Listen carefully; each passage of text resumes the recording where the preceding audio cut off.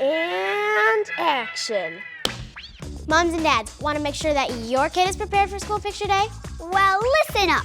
First order of business, our clothes. You must consider the whole outfit. Sometimes the picture shows more than just this, you know? So help them pick out clothes and colors that look good on them. After all, you're gonna have that picture forever. Avoid busy patterns Or slogans. Or big logos. Because you want the star of the photo to be your kid, not their shirt. Small jewelry and accessories are fine, But nothing too big or distracting. Glasses are okay too, because Lifetouch photographers are real pros. They know all the tricks to reduce that pesky glare.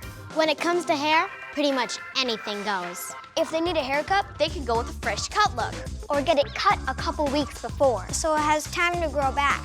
Now, some people think it's a good idea to have Kids practice their smiles over and over and over again. But by the time we get our real picture taken, it can look pretty fakey. Remember, smiles are like French fries. They're better when they're fresh.